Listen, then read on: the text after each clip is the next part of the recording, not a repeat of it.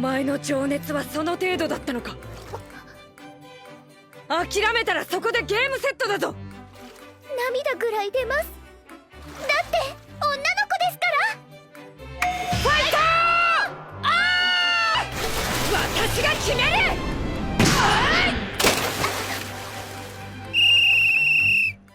What's going on, my friends? Easygoing Territory Defense episode number 5. And there's a couple of things I want to talk about right off the gate. But of course, I'm Dom from the Otaku Group, guys. And if you enjoy weekly seasonal anime reviews, make sure you guys hit like. I'm trying to get to 25 likes on all videos that I post. And if you can like, that would definitely help me out. All right, now with this episode, there's two things I want to get out the way. One, this was definitely filler episode. And two, this was like a fan service episode. Both of those things are totally okay, but I want to recognize that having a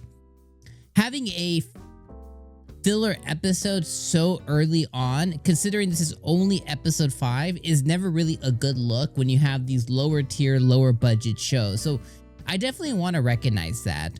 Now, pushing that aside, right, that's going to be like the main critique, the main complaint about the episode is just the fact that it definitely was a filler episode, although it did introduce a new race of people, introduced new turmoil in this new race, and our MC basically being pre-engaged to the princess of this other race. Totally want to acknowledge that it does have some contextual meaning to the episode, but it was very elongated. It was just games. It was definitely just fan servicey, and not in like a fan service like weird way. Just, you know, just fan service. Just like a little beach episode. You know what I mean?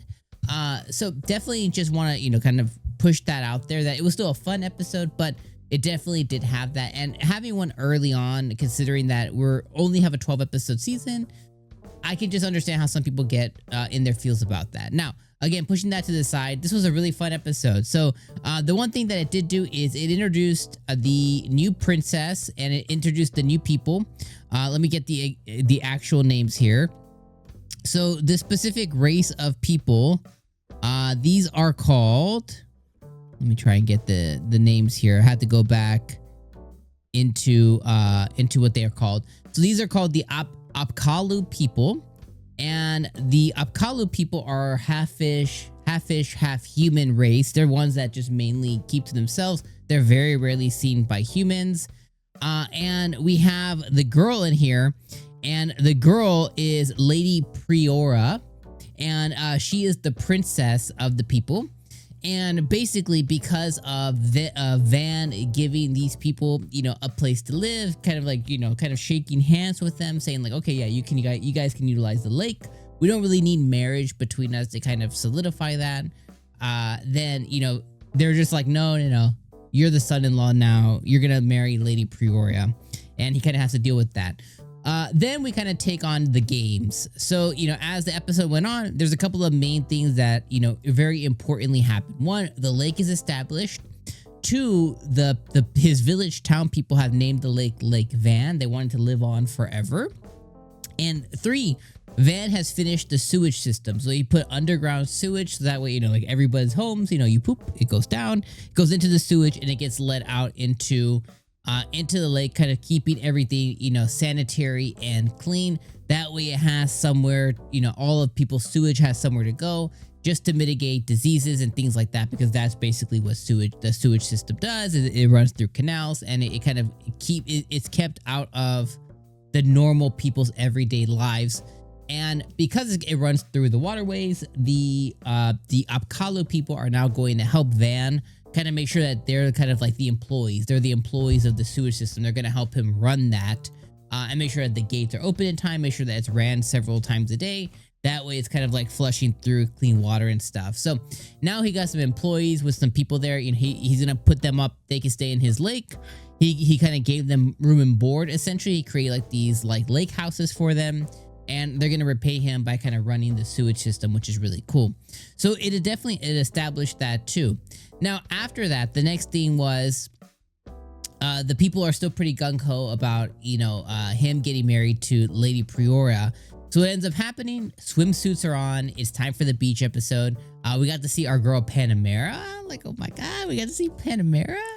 And she's like the best. Like, I know she's significantly older than Van, but I would love for him just to, you know, to secure that bag, you know, even though she might be like, you know, more, she's a little bit older, you know what I mean? You know, but I like for him to secure that bag. We got to see Panamera, and we got to see Till going to bat, and we got to see, you know, a volleyball match that they ended up losing, but we got to see, you know, lots of jiggles and whatnot, a cool volleyball match. Then we got to see D compete in D and 𝐜𝐚𝐧𝐧𝐞𝐥 competed in a swimming contest, which they won. And then it ended off with an ice eating contest, which Van ended up winning as well too. That way he no longer has to marry Lady Priora, but her dad, Lady Priora's dad, basically was like, you know what? This just further solidified me, you know, me liking you. Like, we're just gonna lock this in, you know, we're just gonna lock this in. I know we said the contest, but just marry her, it's fine, you know what I mean? Which I thought was pretty fun. And then the episode kind of ends with Arte kind of just resetting her sights on Van, and now she's going to follow him around. And then there was like a little twist at the end too, where we end like on a little cliffhanger with the party members like Zara and which is a fat dude, and then the rest of the adventurers. I guess they're coming back to the village. It looks like they were facing some kind of threat or something like that. So that's what's gonna happen next week, is we're gonna face that threat, and then we're also going to have Van get closer to Arte and whatever that ends up bringing. So contextual wise, it was pretty good. Fan service wise, I really enjoyed it. We got to see Panamera, we got to see Till in all of they had to offer. So I thought that was, you know, that was pretty fun. If you're on the other side of the fence, we got to see 𝐜𝐚𝐧𝐧𝐞𝐥 and we got to see D in all they had to offer, which is pretty fun. And overall, it was a fun episode. You know what I mean? It was a fun episode. I just know that there are certain feelings when it comes to filler episodes and fan service episodes so early in, you know, in the season, considering again, this is only episode 5. I just want to, you know, kind of really hone in on that. This is only episode 5, which means it's really, really early in the show. Typically the beach episode 8 or something like that, you know, get us a little further, and then we have a beach episode. But it makes sense. The establishment of the lake equals swimsuits equals fun equal beach episode. So that, I guess it does make sense in that order. So let me know what you guys thought about this episode in the comments down below. I think this was I think this was a 6 out of 10. It was a fine episode. I don't think it did anything crazy. I don't think it did anything spectacular. I think my personal enjoyment is probably still a 7. I still liked it. I was still locked in. I still had fun. But I want to recognize that, you know, there's some shortcomings, some choices that were made here. So I think a 6 out of 10 is more than fair. It was just a totally okay episode.